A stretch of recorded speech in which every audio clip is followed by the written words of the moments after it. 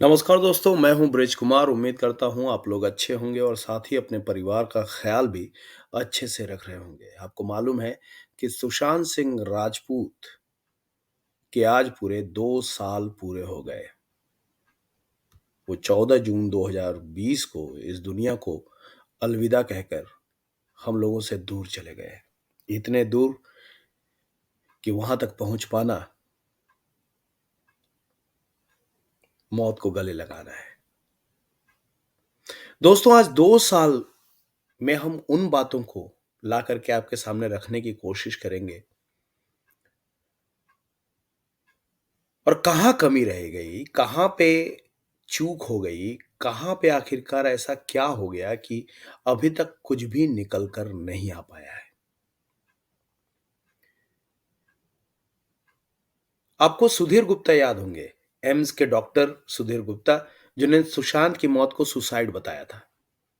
उन्होंने ही किसी पत्रकार को यह भी कहा था कि सुशांत के गले में जो निशान है, वो स्ट्रेंगुलेशन मार्क है, यानी कि गला घोंटने का निशान है, हैंगिंग का नहीं। बाद में इसी गुप्ता ने इसे सुसाइड बता दिया था। और सवाल कई हैं। सवाल जैसे आज भी वही के वही हैं कि जहां सुशांत लटका मिला, उसके बाजू में बेड था। वो स्ट्रगल करता तो बेड पर चला जाता। जब लटक रहा था तो बेड उसकी बॉडी से टच कर रहा था। ऐसे में वो कैसे मर सकता है? ऐसे कई सवाल है दोस्तों। और ये सवाल सिर्फ हमने नहीं, सुशांत सिंह के परिवार की तरफ से केस लड़ रहे वकील विकास सिंह ने पत्रकारों से बातचीत में कई बार उठाया है। और हालांकि जब पत्रकार ने जांच करने वाले एम्स के डॉक्टर सुधीर गुप्ता से इस बारे में बात की, तो उन्होंने सीबीआई जांच का हवाला देते हुए बात करने से ही इनकार कर दिया। और ये लेटेस्ट है। सुशांत की मौत को 2 साल हो चुके हैं। देश की तीन बड़ी एजेंसी सीबीआई, एनसीबी और ईडी इस केस में इन्वॉल्व है, लेकिन नतीजा अब तक कुछ भी नहीं है। सीबीआई ने इस केस में 6 अगस्त 2020 को केस रजिस्टर किया था। तब से अभी तक इसे जांच करते हुए 677 दिन हो चुके हैं, लेकिन एजेंसी किसी नतीजे पर नहीं पहुंच पाई है। जबकि इस मामले की जांच के लिए केंद्रीय एजेंसी ने 4 सीनियर ऑफिसर्स, गुजरात कैडर के 1994 बैच के आईपीएस मनोज शशिधर, 2004 गुजरात कैडर के आईपीएस गगनदीप गंभीर, 2007 बैच की आईपीएस नूपुर प्रसाद और सीबीआई में एसपी अनिल यादव को लगा रखा है।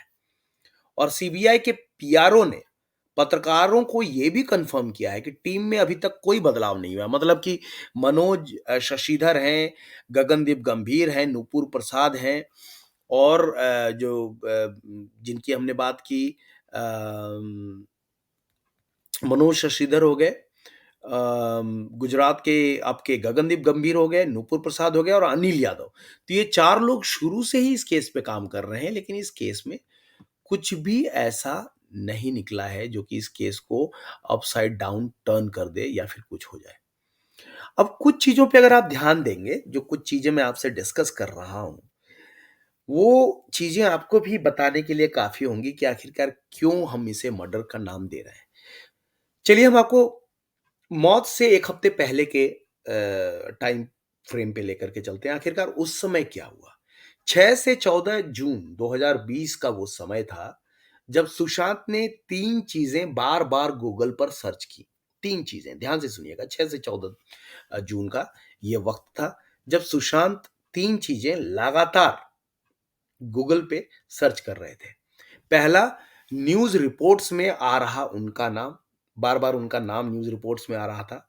और दूसरा, जो पूर्व मैनेजर दिशा साल्यान, जिन्होंने सुशांत की मौत के 1 हफ्ते पहले ही सुसाइड कर लिया था, उसके बारे में सर्च। और तीसरा सर्च जो था, वो था मानसिक बीमारी का। तो 3 चीज़ों का सर्च उन्होंने गूगल पे बार-बार किया। 8 जून 2020 की अगर हम बात करें, तो कुक केशव डिनर बना चुके थे और वे जैसे सर्व करने ही वाले थे कि अचानक रिया ने आवाज दी और उनका बैग तैयार करने को कहा। 8 जून की घटना है ये। और रिया जो है काफी गुस्से में नजर आ रही थी। बिना डिनर किए ही घर से निकल गई और रिया के जाने के बाद सुशांत की बहन मीतू सिंह घर पर पहुंचती है। ये 8 जून की घटना है दोस्तों। 9 जून की अगर हम बात करें 2020 9 जून, सुशांत ने रिया को मैसेज भेजा, hi are you my baby? Oh sorry, Sushant ने रिया को मैसेज भेजा। सुशांत ने एक्चुअली रिया को मैसेज भेजा, लिखा how are you my baby? Riya उनसे गुस्सा थी इसलिए उन्होंने उन्हें ब्लॉक ही कर दिया। ये 9 जून की बात है। How are you my baby का कोई रिस्पॉन्स नहीं आता और रिया उनको ब्लॉक कर देती हैं। 12 जून 2020 की बात आपको बताते हैं। मीतू घर से चली जाती हैं। कुक नीरज से कहा कि 2-3 दिन में आएंगी, जब तक थोड़ा सुशांत भी ठीक हो जाए, फिर मैं सुशांत से मिलने के लिए 2-3 दिन के बाद में आऊंगी। Meanwhile you look after Sushant. ये कुक नीरज को कहती हुई मीतू सिंह जो है वहां से चली जाती है। 12 जून 2020 की घटना है। 13 जून 2020 के बारे में आपको बताएं तो 13 जून 2020 सुशांत सुबह 7 बजे उठ गए थे। नीरज डॉगी को वॉक पर ले गए। 9 बजे लौटे। दिन में खिचड़ी बनी। रात में सुशांत ने डिनर नहीं किया, सिर्फ मैंगो शेक पी करके सो गए। 13 जून की घटना है दोस्तों। सुशांत सुबह 7 बजे उठे। नीरज डॉगी को वॉक पर ले गया। 9 बजे वापस आया। दिन में खिचड़ी बनी। रात में सुशांत ने डिनर नहीं किया, सिर्फ मैंगो शेक पी करके सो गया। ये 13 जून की घटना है। 14 जून की जो घटना है 2020, सुशांत के अलावा 4 लोग, सिद्धार्थ पिठानी सुशांत का क्रिएटिव मैनेजर, सिद्धार्थ पिठानी जो अभी जेल में है, नीरज जो कि कुक है, केशव हाउस स्टाफ मेंबर और दीपेश सावंत जो कि डोमेस्टिक हेल्पर के तौर पे था, घर पर ही मौजूद थे। ये 14 जून की घटना है।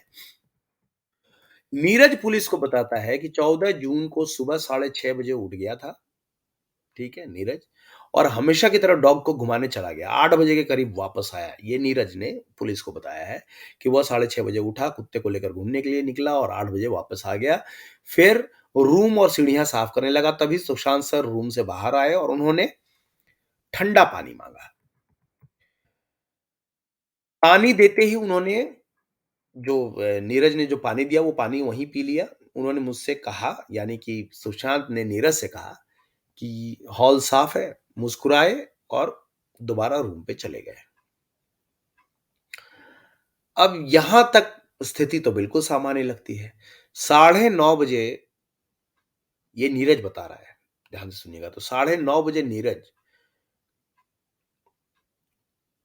कुक केशव को सर के रूम में, यानी कि सुशांत सिंह राजपूत के रूम में केला, नारियल पानी और जूस ले जाते हुए देखता है। केशव वापस आकर कहता है कि सर ने सिर्फ नारियल पानी और जूस पिया। 10:30 बजे के करीब केशव दोबारा सर के रूम में लंच का मेन्यू पूछने गया। दरवाजा अंदर से बंद था। कई बार नॉक करने पर भी कोई रिस्पॉन्स नहीं मिला। तो केशव को लगा कि सर सो रहे हैं, तो वो वापस आ गया और यह बात उसने दीपेश और सिद्धार्थ को बताई। वे भी रूम में गए और नॉक किया, लेकिन कोई रिस्पॉन्स नहीं मिला। दीपेश ने नीचे आकर के ये बात नीरज को बताई।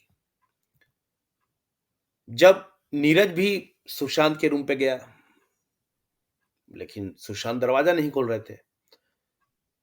सिद्धार्थ को उसने कॉल किया, लेकिन कोई जवाब नहीं मिला। फिर उन लोगों ने चाबी ढूंढना शुरू कर दिया, लेकिन कहीं चाबी भी नहीं मिली। मीतू दीदी को कॉल किया तो मीतू दीदी ने बोला कि तुम रूम खोलो, हम रास्ते में हैं, बस आ ही रहे हैं। ये मीतू दीदी ने कहा।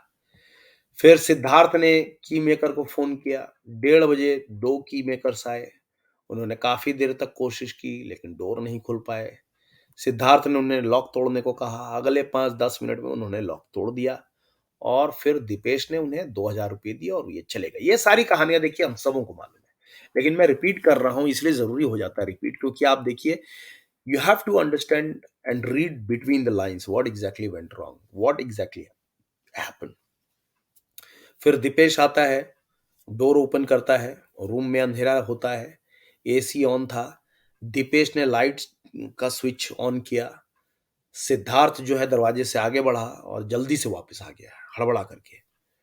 फिर जो है वो केशव और दीपेश भी अंदर जाते हैं, नीरज भी अंदर जाता है। तो वो लोग देखते हैं कि सुशांत का चेहरा खिड़की की तरफ है और उनके गले में हरे रंग का फंदा लगा हुआ है जो सीलिंग फैन से लटका हुआ है। यह देखते ही सब डर जाते हैं, रूम से बाहर आते हैं। सिद्धार्थ उनकी बहन मीतू को फ़ोन करके सब बताते हैं। अब यहाँ तक ठीक है, नीरज जो है चाकू लेके आता है, सिद्धार्थ ने उसका पहले कुर्ता काटकर सर को बॉडी को कुर्ते को काट करके सर को नीचे से करते हुए इजीली उसको नीचे उतारा। उनके पैर बेड से बाहर थे, बाकी हिस्सा बेड पर था। ये अब तक की कहानी है। 14 जून की घटना है, उनकी बहन मीतू रूम में आती हैं, चिल्लाते हुए कहने लगी, "गुलशन तूने ये क्या किया?" इसके बाद मीतू दीदी ने सुशांत की बॉडी को बेड पर प्रॉपर अरेंज करने को कहा और तीनों ने मिलकर के उनको अच्छे से बेड पर रखा। फिर नीरज गले से कुर्ता निकालता है, सिद्धार्थ सीना दबा करके उसे कोशिश कर रहा है कि शायद जग जाए। ताला खोलने गए मोहम्मद रफ़ी शेख ने इंडिया टुडे से कहा था कि वो कंप्यूटराइज्ड लॉक था। मैंने चाकू और हथौड़े के ज़रिए उसे खोलने की कोशिश की। तो ये जो लॉक था वो कंप्यूटराइज्ड लॉक था। दोपहर 2:30 बजे से 3 बजे के बीच मुंबई पुलिस घर पहुंची। इसी दिन रात 11:30 बजे सुशांत का पोस्टमार्टम किया गया और रिपोर्ट के मुताबिक पोस्टमार्टम से 10 से 12 घंटे पहले मौत हुई थी। 15 जून आते-आते सुशांत के बहनोई और आईपीएस अधिकारी ओपी सिंह ने गड़बड़ी की आशंका जाहिर करते हुए जांच की मांग की। पिता और दोनों बहनों के मुंबई पहुंचने के बाद सुशांत का अंतिम संस्कार किया गया। आईपीएस अधिकारी ओपी सिंह जो है वो कहते हैं कि ये सुसाइड नहीं हो सकता। OP Singh is the first person. Kangana Ranaut ने फिल्म इंडस्ट्री के एक सेक्शन पर राजपूत को खारिज करने का आरोप लगाया, साथ ही कहा कि वे सुसाइड नहीं कर सकते, नेपोटिज्म का शिकार हुई है। 15 जून की घटना है। 16 जून 2020 आते-आते महाराष्ट्र के गृह मंत्री अनिल देशमुख ने मीडिया रिपोर्ट्स के हवाले से दावा किया कि सुशांत पेशेवर प्रतिद्वंदिता के चलते डिप्रेशन में आ गए थे और मुंबई पुलिस इस एंगल से भी जांच करेगी और डिप्रेशन की वजह से उन्होंने सुसाइड कर लिया। ये अनिल देशमुख जो अभी जेल में चक्की है पीस रहे हैं, वो अनिल देशमुख जो पहले होम मिनिस्टर थे। 17 जून 2020 मुंबई पुलिस ने कास्टिंग डायरेक्टर मुकेश छाबड़ा का स्टेटमेंट रिकॉर्ड किया। बिहार बिहार के मुजफ्फरपुर में सलमान खान, करण जौहर, संजय लीला भंसाली और एकता कपूर के खिलाफ सुशांत के सुसाइड कनेक्शन में केस दर्ज कराया गया। ये मुजफ्फरपुर की घटना है। 18 जून 2020 मुंबई पुलिस ने रिया का स्टेटमेंट रिकॉर्ड किया। इस दौरान पुलिस राजपूत के परिवार सहित 10 लोगों का स्टेटमेंट रिकॉर्ड कर चुकी थी। समझिए बात। 24 जून 2020 मुंबई पुलिस को 5 डॉक्टर्स द्वारा साइन की गई फाइनल पोस्टमार्टम रिपोर्ट मिली। पोस्टमार्टम रिपोर्ट मिल गई 24 जून को। एक्टर्स की बॉडी पर भी कोई स्ट्रगल मार्क या एक्सटर्नल इंजरी नहीं पाई गई, ये पोस्टमार्टम रिपोर्ट बता रहा था। 27 जून 2020 आते-आते मुंबई पुलिस ने कास्टिंग डायरेक्टर शानू शर्मा से पूछताछ की। सुशांत और यशराज फिल्म्स प्रोडक्शन हाउस के बीच हुए कॉन्ट्रैक्ट्स की डिटेल ली गई। बहुत सी बातें निकल रही थी उस समय की इस तरीके से पानी से निकाल दिया गया, तो यशराज फिल्म ने प्रताड़ित किया। तो उन सब सिलसिले में 27 जून को 4 जुलाई फंदे पर लटकते वक्त राजपूत ने जो कपड़े पहने थे उन्हें फॉरेंसिक लैब भेजा गया। इतना दिन इंतजार क्यों कराया गया? देखिए सारी चीजें देखिए। 7 जुलाई 2020 पुलिस ने संजय लीला भंसाली को पूछताछ के लिए बुलाया। डायरेक्टर ने कहा कि उन्होंने सुशांत को 4 फिल्में ऑफर की थी, लेकिन बिजी शेड्यूल के चलते हुए एक भी फिल्म नहीं ले पाए। 18 जुलाई 2020 फिल्म मेकर और यशराज फिल्म्स के चेयरमैन आदित्य चोपड़ा का भी स्टेटमेंट रिकॉर्ड किया गया। 21 जुलाई को फिल्म क्रिटिक और जर्नलिस्ट राजीव मसंद को पूछताछ के लिए मुंबई पुलिस ने तलब किया। राजीव मसंद वही है जिसे ब्लाइंड आप कह लीजिए, ब्लॉग्स लिखते हैं और इन्होंने सुशांत को काफी परेशान किया था अपने ब्लॉग्स के जरिए, अपने क्रिटिक्स के जरिए। 28 जुलाई 2020 सुशांत के पिता के सिंह ने पटना में रिया चक्रवर्ती, उसके परिवार और अन्य के खिलाफ शिकायत दर्ज कराई। इसमें धोखाधड़ी सहित पैसों का हेरफेर करने और सुसाइड के लिए उकसाने के भी आरोप लगाए गए थे। 28 जुलाई को ही धर्मा प्रोडक्शन के सीईओ अपूर्वा मेहता को मुंबई पुलिस ने पूछताछ के लिए बुलाया। उन्हें राजपूत के साथ साइन किए गए पेपर साथ लाने को कहा गया था। इतना सब कुछ हुआ, बहुत से लोगों से पूछताछ हुई, बहुत सब कुछ चलता रहा। 29 जुलाई आते-आते रिया ने उनके खिलाफ पटना में रजिस्टर की गई एफआईआर को मुंबई ट्रांसफर करने के लिए सुप्रीम कोर्ट का दरवाजा खटखटाया। फिर 31 जुलाई को बिहार पुलिस ने अंकिता लोखंडे का स्टेटमेंट लिया। ईडी ने 15 करोड़ की मनी लॉन्ड्रिंग के मामले में रिया चक्रवर्ती के खिलाफ केस दर्ज किया। रिया ने पूरे मामले में अपनी चुप्पी तोड़ते हुए कहा कि मुझे भगवान और न्यायपालिका पर पूरा भरोसा है, न्याय मिलेगा। 31 जुलाई आते-आते सुप्रीम कोर्ट ने वो पीआईएल खारिज कर दी, जिसमें सुशांत मौत केस को मुंबई पुलिस से सीबीआई को ट्रांसफर करने की मांग की गई थी। तो सीबीआई की मांग उस समय जो है खारिज हो गई।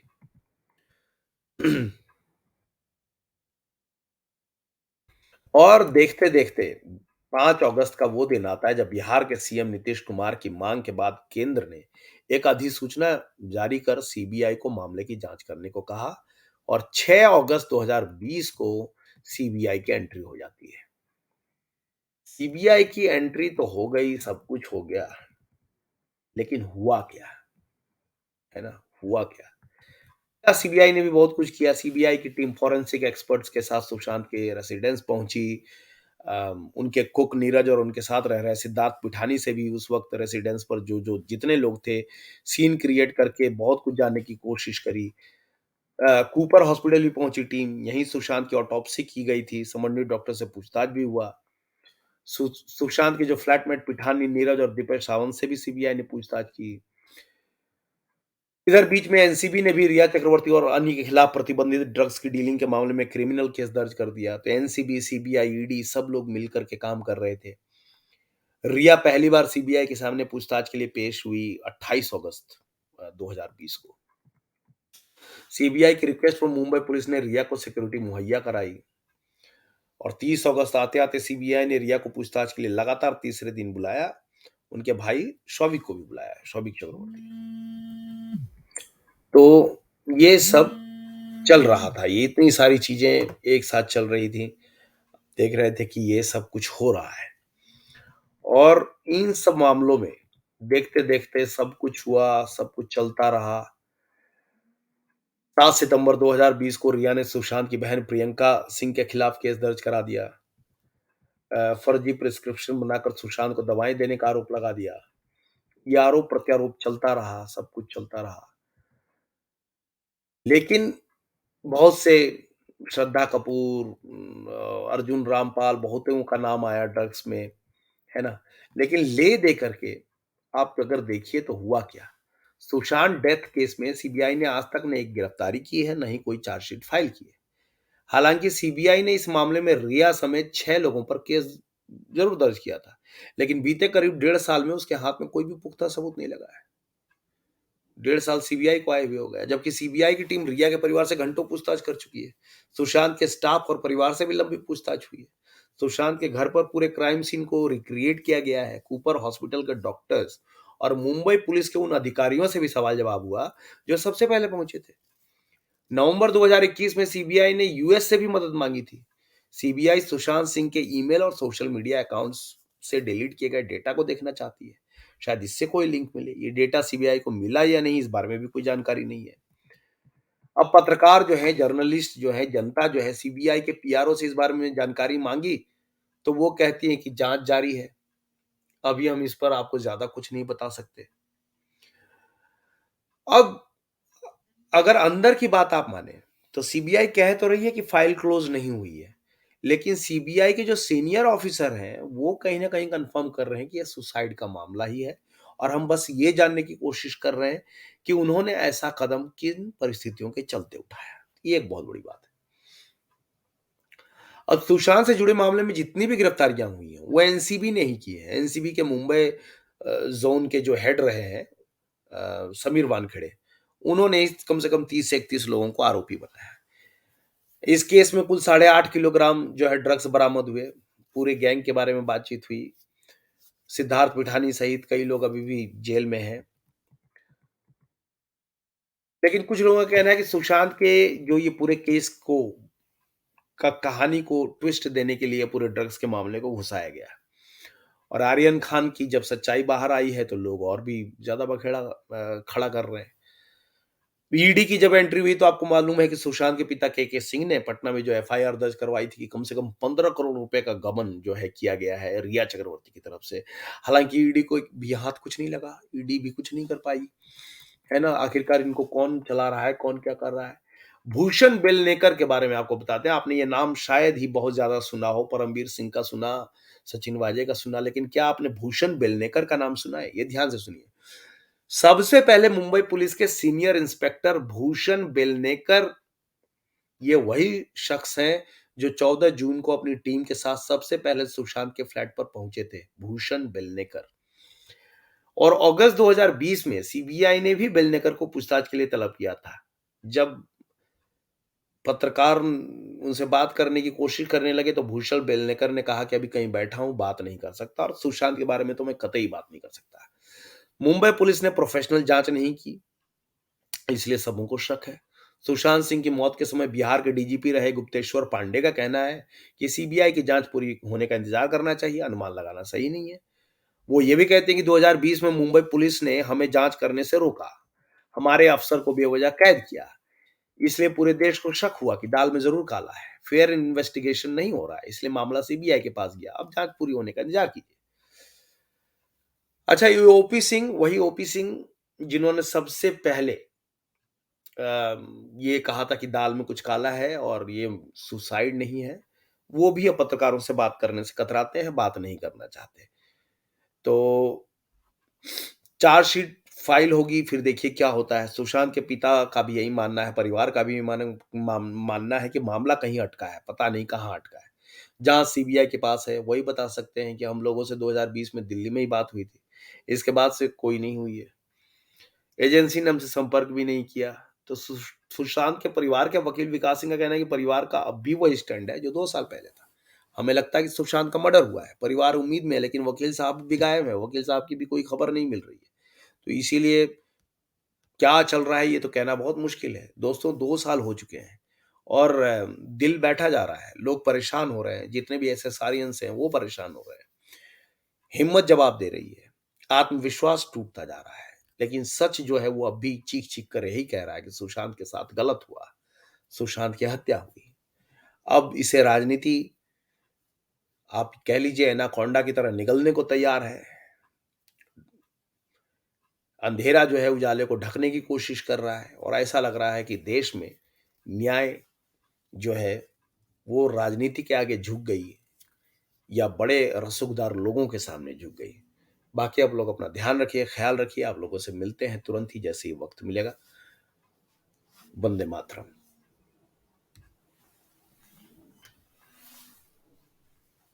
हाँ, सनिया, यू ओके?